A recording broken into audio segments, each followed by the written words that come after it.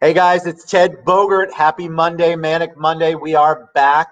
We have a great schedule this week. Super excited, and we're kicking it off with the one, the only Yolonda Tyler. What's up, Yolanda? How you doing today? Hi, Ted. I'm doing good. Good. I love your earrings. I told you that before we went live. You're looking Thank all you. vibrant, and I'm excited to have you on today. We're Thanks. going to talk about how to bridge the gap between work and play. I think a lot of us, either it's all work and no play or all play and no work. Neither of those are really the best thing to be. Right. So I'm excited for you to talk about it. But before we take a deep dive, tell us a little bit about you. Well, first of all, I think it's really important to say that I'm a mom. A lot of my journey has been because I'm a mom. I am Amaya Papaya's mom, specifically.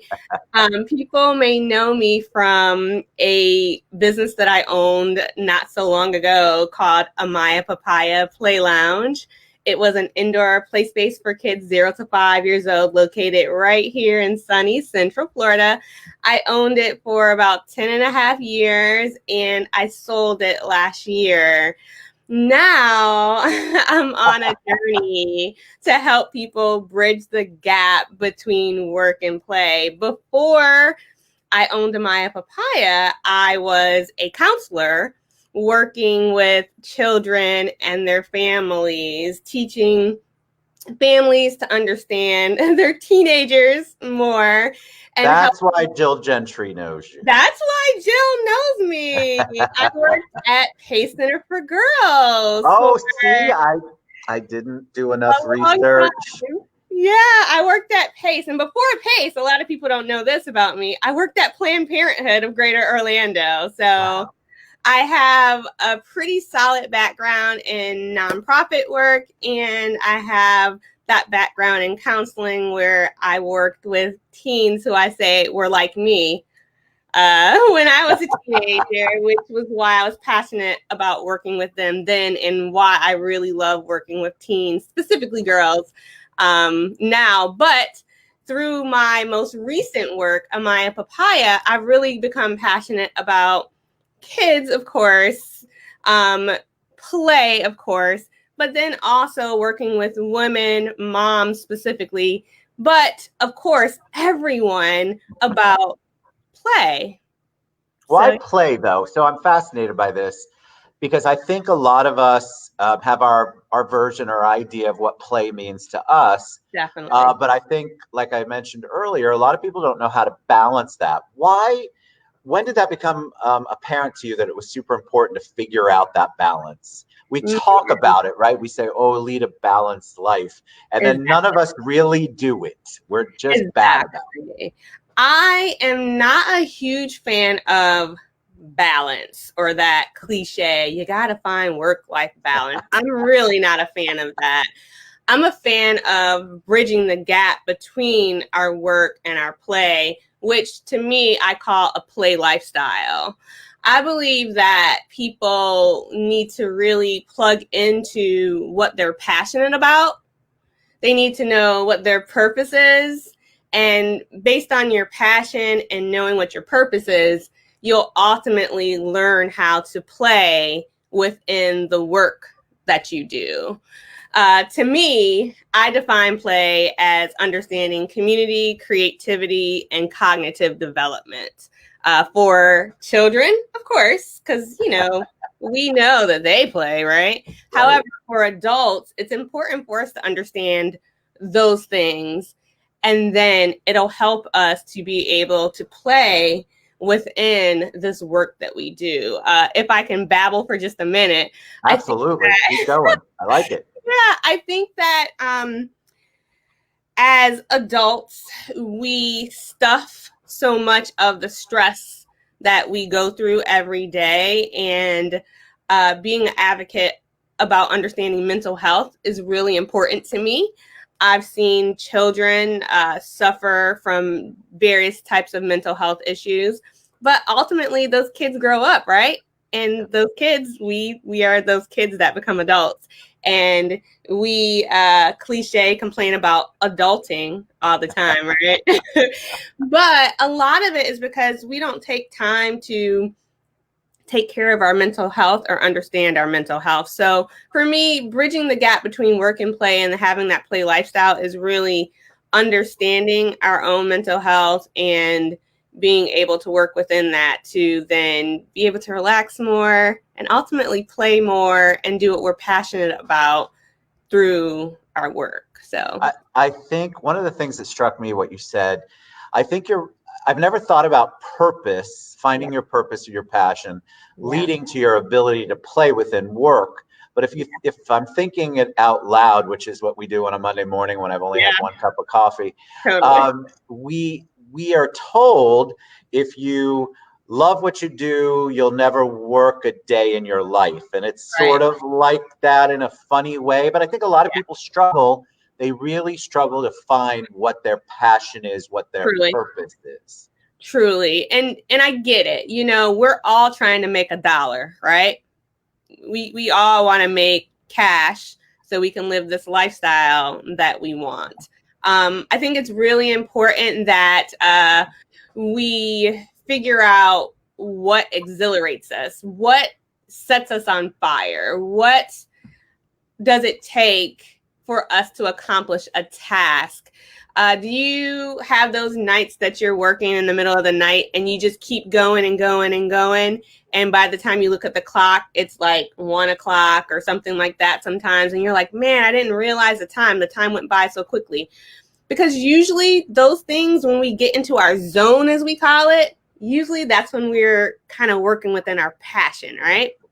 And then our purpose is kind of like our why. Like, who do we help? What problems do we want to solve in this life? Like you do these talk shows, you want to give information to the people. I see your face, you look bright and exuberant, you look really happy when you're doing this. To me, this is your purpose. Yes. You know, so 100%. But you know, I just turned 30. Kidding. So it took me a long time to figure that out. But I must admit that I never really thought about it as much as I preach it now. Right. I didn't practice it back then. I didn't really. I knew I wanted to provide for my family. Mm-hmm. I knew I had a lifestyle that I wanted to lead. Mm-hmm. And I also knew that there was stuff I wanted to give back, but I never really sat down and said, what's my passion? What's my, I know my purpose, my why, my family, my friends, my lifestyle. I love all of that. But my passion, it took me 100 years to figure out what that was, but I never put it, like I never purposefully and intentionally sat down to think about it. Truly. Well, I'd say start here. If you're younger, 30 or younger, at whatever age you are. I'll check out for a minute. Here we go. No, I'm kidding. When you're doing whatever you're doing, once you complete that task or a thing, do you feel proud about it? What are those things that you complete and you're like, woo, I did that? What are those things that you get done and you're like, I can't believe that I made it through that and I got that done? Or when you get something done, you're like, hey, look at this nice smoothie that I made today. Isn't it great? When I finish up this interview, most likely I'm going to say, hey, Ted, how did I do? Most people probably ask, how did I do? They do. What are those things that you complete and you feel really proud of yourself about it? Somewhere within that, that's where your passion lies. One of the things that I do often, and one of the things that I used to do back when I worked with my girls at Pace, was I would make vision boards with them.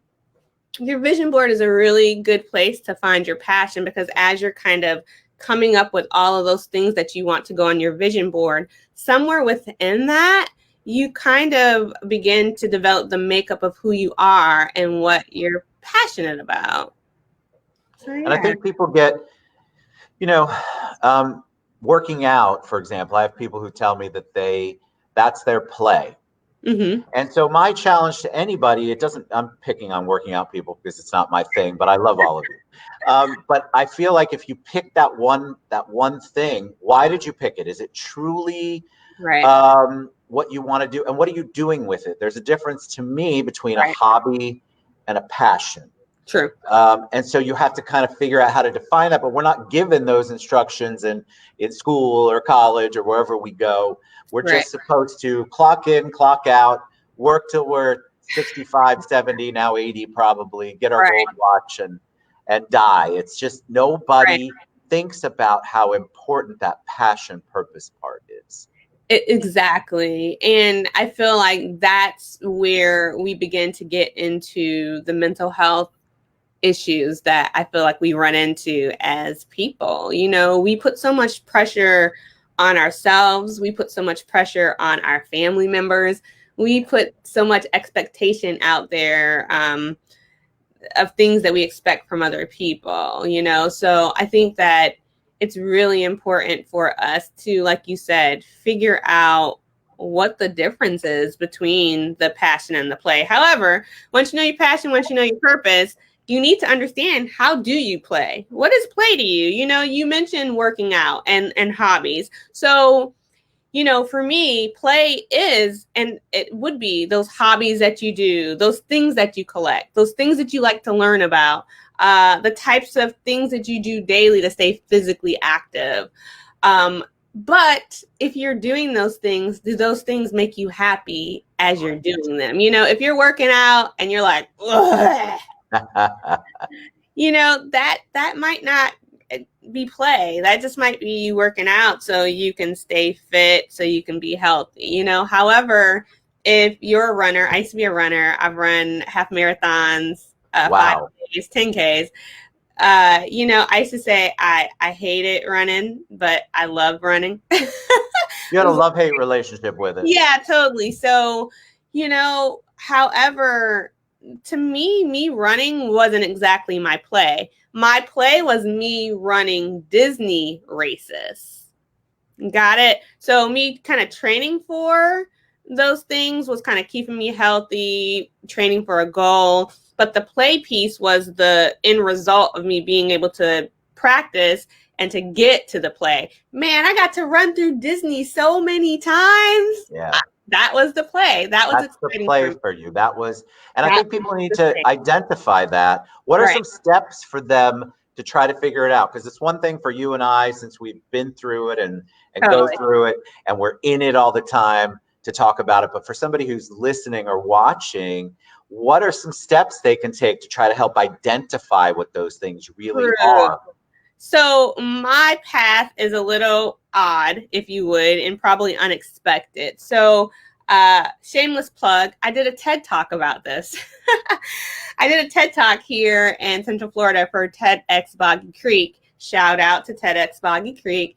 And I talked about how we should play more as adults. And I define play as community, creativity, and cognitive development. So the first thing for me, I would say for you guys, write it down, is to find your community.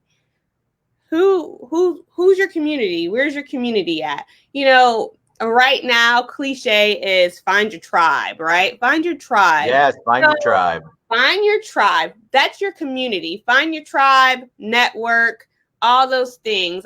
If you go to something and you network with people, usually you're networking to find a community of like-minded people, right? So in your life period, you need to figure out, who are your people and where do you find them? You know? I think people, and I love that, because I think people need to, I love that we're starting there, Yeah. because I want to encourage people that sometimes who you think your tribe and community aren't really your tribe and community. And so you really True. have to evaluate the people you're hanging out with. Do they add to your passion? Do they motivate you in your purpose? And I think That. a lot of people are stuck Yeah. in that circle, and it's easier to stay with what's they're used to than what they want to do. And so they don't get out of that. So identifying it's one thing, figuring out for me whether or not that's really the tribe that I need to take with me or I want to be with me is critical, I think.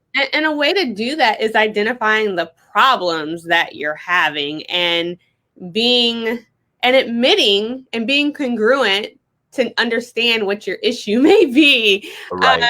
So I've gone through a lot during this 2020, haven't we all? One of the things that's come up for me is depression and anxiety. Hey, I'm, putting that out there and admitting that because I know a lot of people suffer with those things, but they don't like to admit, quote, their weaknesses. So for me, it was for me during this pandemic, it's been finding places for me to connect with people to kind of help me through that. You know where I found it? Where?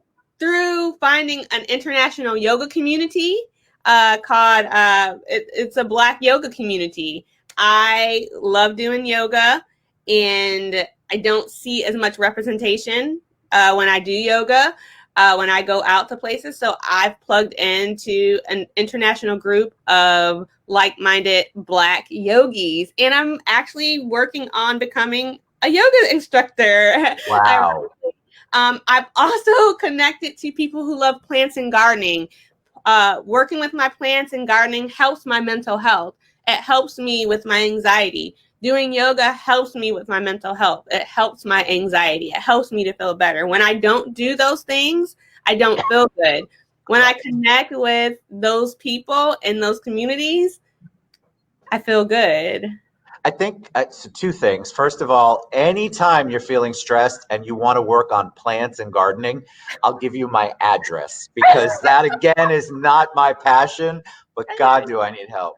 Oh my God. I think that people, what you're saying is so true, that people really do, they know what makes them happy, but they don't want to step over the line. Like, you figured out your community. You know that brings you joy. You're not just going through the motions. Right. You're actually doing something that brings you real play, that brings you real, that's part of your real passion instead of just doing what someone told you. Right. True that. And then the next thing is being creative. How do you describe your personality? How do you see yourself? And then how do you create? How do you define creativity for yourself? So many times I see people saying, oh, I'm not creative. I'm not a creative type. However, we're all creative. We all do something every day where we have to create, whether you create a meal, whether you create something to help your kids understand something, whether you create that outfit that you put on for the morning. We're always doing something to create. For me, I love strategizing about businesses for myself. I always have a new business idea, like no lie. Every day I'm like, ooh, I should be doing this. But, coming up with some way to be creative and writing down those things that you feel like you want to do or just things you have ideas about, because sometimes you might not be able to do that thing, but you might be able to pass that idea along to someone. Yes. And then how about people who, I'll label them workaholics, which is that say to me, work is work. What I'm doing is that's what feeds me. Is it okay for that to be what feeds people? I mean, sure. If your work feeds you, sure. However, if your work feeds you and you're not feeding the other people around you that are important, absolutely not. If you can include your family in the work that you do, okay, cool. However, if you're taking so much time from your tribe or your community and you're only focusing on being work creative and you're not doing anything to help your communities to thrive or for you to thrive within those communities that you've identified, then absolutely not. That's unhealthy for sure. Mm-hmm. I think people get caught up. Like I have people who, I get accused of this, which is fine, and it's from my own family. I'm on the phone a lot, but I have flexibility with my work. Right. And so it may seem like I'm working 24/7, but I'm working in spurts that make sense for me. Right. I'm just working later than your 9 to 5, and I don't Right. adhere to a schedule. So I think people just you do have to find that balance though. If Yeah. it's making you happy, good. But you're right, including your family and your circle. One of the hardest things for me this year, because I'm a social being, was learning how to do this, Yeah. not in person, Yeah. and not going to network meetings and not hosting happy hours and all the things that I love to do. And yeah, I had to shift and pivot. Yeah. I think a lot of people had to do this year, which is you're doing this. So talk a little bit about, before we start to wrap up, your Yeah. rebrand. Yeah, I am. So ironically enough, I want to kind of touch bases on this. So the pandemic, yeah, I've had to kind of pivot as well. However, people really say to me, "You're so social. You're such a social butterfly." However, let me tell you, I've thrived within this pandemic because I love being in my bubble at my house and being able to do this. So this works for me. Um, Before I go to my rebrand brand, because I mentioned three things, which Oh was yes. community, be creative, and the last thing is continuously learn about new things that excite you. So make sure that you're learning new things that kind of help to excite you. So I mentioned earlier that I'm becoming a yoga instructor. You know, we've been presented, probably if you're online, with so many different certifications that you can get by being online now, since we're all online. Watching the TED show, you know, here you can learn lots of new things based on all the, you know, beautiful people that you bring on, and in understanding how often you learn. I love YouTube University, man. I learn lots of new things there, of Isn't course. that great? I Yeah. think people don't realize it. People have. I love that. So that's good. I think people. Um, I have people that haven't read a book, that Yeah. haven't, like, it's crazy the lack of growing that Yeah. people choose not to do. Although the pandemic, I feel like everyone I've talked to picked up a new Learning book, picked something. up a new interest, figured out what their interests were. I think the pandemic, as crazy and challenging it has been a fantastic opportunity for that. Yeah. So, which for me, I'll end on this note that you asked about. So, for me during the pandemic, it's helped me to pivot. When I sold my business last year, I started what was called place-based solutions, and that was going to be, or is, a business where I help indoor place-based owners or people that want to become place-based owners start indoor playgrounds. However, for me, I've learned more that my passion is helping people to bridge the gap between work and play. So while I still help people to open indoor playgrounds or make their play spaces better, I also want to teach people individually how to play. I am a certified kids yoga instructor, and one of the things I used to do was teach circle time back at my old business. So I want to still teach people how to do that. I still want to do circle times with kids, but through the pandemic, I became a life coach. And so, Woo! yeah, so Congratulations. thank you. So I am really passionate about teaching adults how to create a lifestyle that's more focused on play, which I call a play lifestyle. So my rebrand is going to be Yolonda Deon. You see my website that's current. That's where you can still find me. However, you will be able to find me soon on my new website, which will be YolondaDeon.com. And Yolonda Deon is me. Deon's my middle name. I've always loved my middle name. I've always been really passionate about that middle name. I've always thought it was cool. I was named after Dionne Warwick, but it's just spelled different. Young people do not Fascinating. know who that is. The young people are like, "Who's that?" I know who that is. Yeah, they Yeah, don't know. Google it. Google it. So through my passions, I want to teach people how to play, how to bring play into their workplaces, how they can, you know, create places to play or spaces to play, and then how they can incorporate play into yoga or, you know, stress less things. So yeah. All right. I think we had a lot of great responses, which I know Yolanda will respond to later. I will. I think people are hungry for this. I think people are looking for some guidance in it. There are a lot of people who don't know where to start. You've given them some great tools, and I want people to reach out to you because I think we need to do too. more of this focused work so that you can live your best life and bridge that gap. Thank you, Yolonda Tyler, for being Thank on the you, show. Fred. You were awesome. All right, you guys reach out to her. Go to playspace-solutions.com now, and you can find her. I tagged her on Facebook, and you can find her everywhere. That was awesome. You're a joy. And then on Instagram, whoop, that's where Instagram at playologist I'm underscore. I'm on Instagram, on Twitter, and on, oh my God, Pinterest as playologist. All of them, as you should. Yeah, some other places too. All right, you guys reach out. You're amazing. Jure, thanks for the intro. That was phenomenal, Yolonda. Thank you so much. Thank you. Thank you for having me. All right, guys, we'll see you soon. I'll be back. Reach out to